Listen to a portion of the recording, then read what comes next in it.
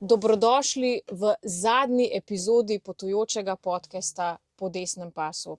Naš podcast pa mi zaključujemo v predvoru in sicer s kandidatom za poslanca na listi Slovenske demokratske stranke, Andrejem Koscem. Živjo, Andrej. Živjo, Karin.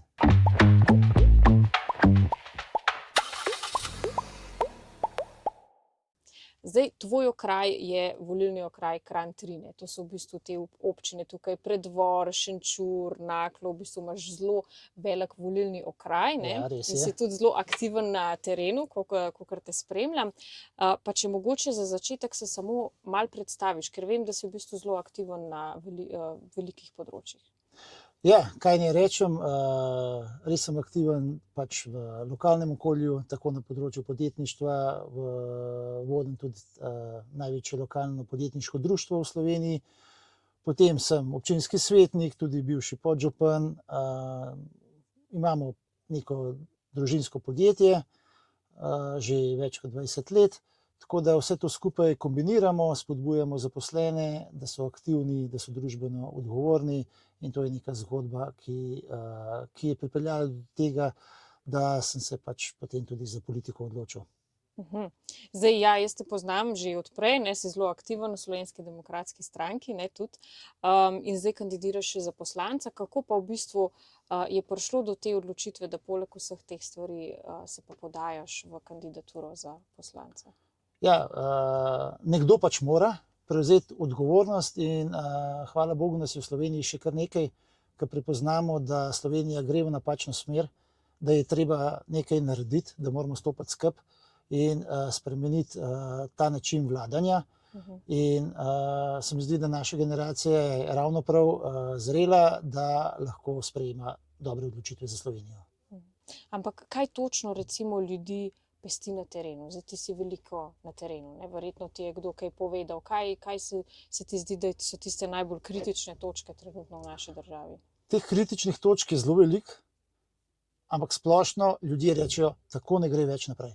Dejansko to nas pelje v propad države, propad od tega, kar smo pač verjeli. To upanje, da bomo uspešna, moderna država, v to verjame zdaj že bolj malo kdo. In dejansko ljudje so še zmeraj pridni, delavni, radi bi imeli dobro državo, ampak dejansko s to vlado ne vidijo te perspektive. Zdaj mi smo priča tudi temu, ne, da grejo cene bencina in dizla v nebo. Zdaj recimo ravno z današnjim dnem je vlada ukinila regulacijo cen na črpalkah na avtocestah. Slovenski kmetje ne morejo opravljati del, ker še na ogromno črpalkah po Sloveniji zdaj ni goriva. Ja, to je dejansko katastrofa, kako se odzivamo na te težave. Zdaj ljudje oziroma kmetje, ki bi morali biti zdaj na njivah, vsi se ukvarjati s svojimi posevki, z obdelavo tal, dejansko skačejo iz črpalke na črpalko, iščejo gorivo, ukvarjajo se s tem, preko koga, na kakšen način bodo prišli do goriva, namesto s tem, da bi pač obdelovali svojo zemljo. In nič drugega ne bo, kot da bo še marsikaterega kmeta minilo veselje do kmetovanja, do obdelovanja naše slovenske zemlje, in to seveda ni dobro za našo državo.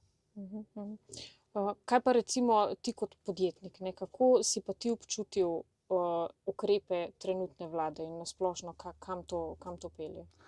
V osnovi je zelo pomemben ta pesimizem. Ta pesimizem med podjetniki je zelo prisoten. To vpliva na investicije, na plane, kako zaposlovati in tako naprej. In dejansko so vsi v nekem krču, čakamo, kaj se bo zgodilo. Dejansko se davki zaidejo v naš razvojen del podjetništva, tako da se znižujejo investicije, in to so neki slabi znaki, slaba popotnica za razvoj našega gospodarstva, ki pa je dejansko na tem, da postaja nekonkurenčno. Pogoji so vse slabši, v primerjavi s sosednjimi državami stagniramo, če ne nazadujemo. In mnogi podjetniki pač razmišljajo, tako kot smo že slišali, mnogo katerega o selitvi v tujino. Zdaj rečejo, to je zdaj zadnja šansa če zdaj na teh volitvah ne bomo spremenili tega odnosa do gospodarstva, ki je edini tisti, ki daje denar dejansko državi, potem se bomo preselili. Kako pa dejansko preprečiti zdaj ta odhod podjetnikov v tujino? Kaj narediti, kako popraviti situacijo? Zdaj, jaz mislim, da edina rešitev je desna vlada, ki bo takoj zagrizla v ukrepe, ki so jasni, znani. Tle ni veliko neznanega. Dejansko je treba narediti primerljivo davčno okolje, stabilizirati vse te davčne prijeme, da bodo podjetniki vedeli, kaj jih čaka čez 5, čez 10 let, narediti primerno obremenitev dela, potem doseči soglasje o socialni kapici, da bomo zadržali vse te najbolj strokovne kadre, v katere vlagamo preko šolstva 20 in več let. Se pravi, vse to je treba narediti takoj. In jaz mislim, da to lahko naredimo že v prvem letu vladanja in da bo to tak signal, da bodo dejansko podjetniki začeli verjeti v našo državo.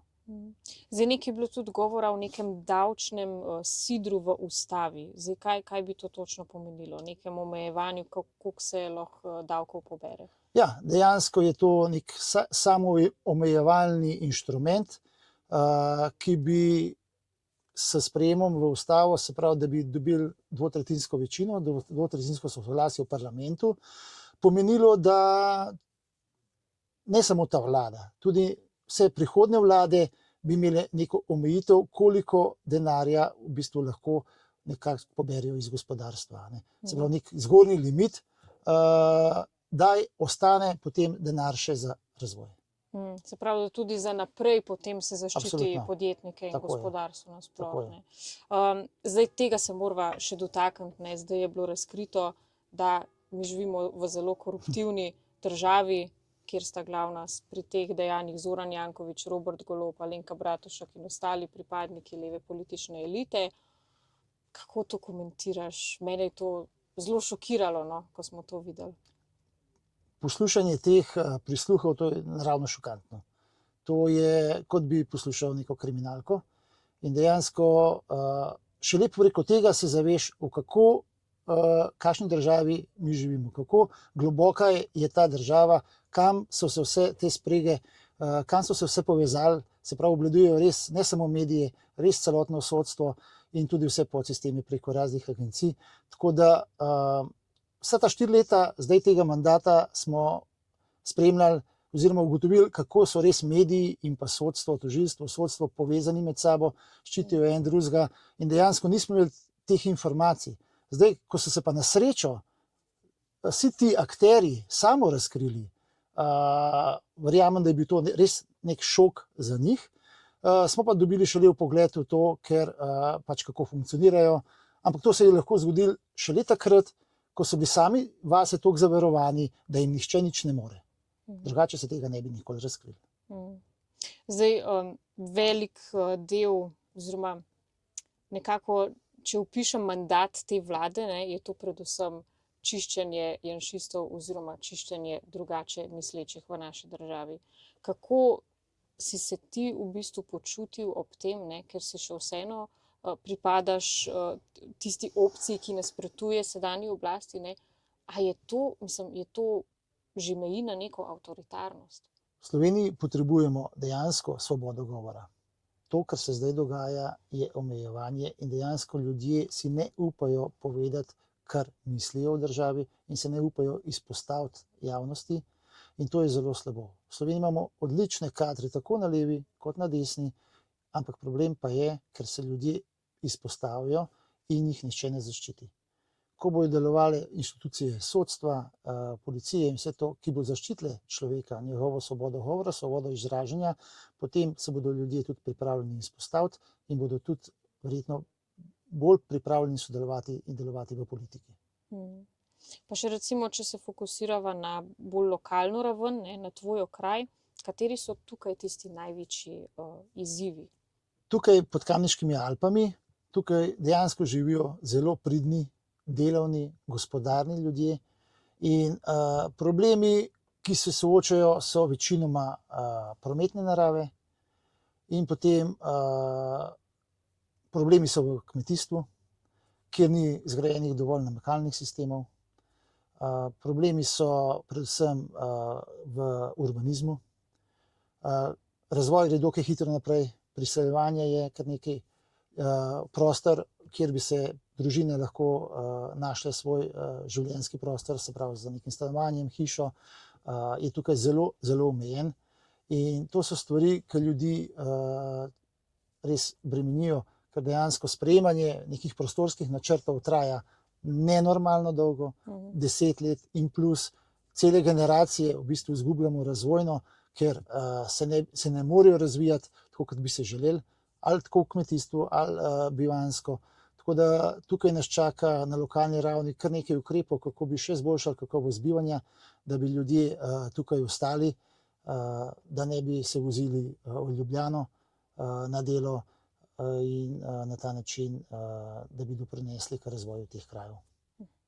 Pa še vprašanje za na konec. Zdaj, kakšni so kaj odzivi na terenu, ko greš do ljudi? Zdaj v bistvu v zadnjem času se nam pridružuje veliko ljudi v stranko, ne? Naši sprejemi članov so res množični postali, ne? Vsakič sprejmemo več 100 ljudi v našo veliko politično družino in kakšna je klima nasploh na terenu? Jaz sem že malo starejši in to nekako povezujem oziroma se mi pojavlja nazaj leto 2004. Takrat je bil ravno tako je bil narod sit te vlade, te leve vlade, te samozaverovane vlade in dejansko čutijo, da je sprememba potrebna in pa možna. In dejansko ljudje so rekli zdaj ali mogoče nikoli več ne bomo imeli priložnosti. Ker še en mandat take vlade lahko pripelje res v državo, kateri ne bomo več prepoznali. Tako da zdaj so se ljudje angažirali, so rekli, da sodelujejo, hočejo sodelovati, hočejo nam pomagati in jaz mislim, da ta energija je odlična popotnica za nedeljske volitve. Najlepša hvala za to debato. Jaz tudi upam, no, da se obetajo za nas boljši časi in pa želim ti seveda vso srečo na teh volitvah. Hvala, Karin.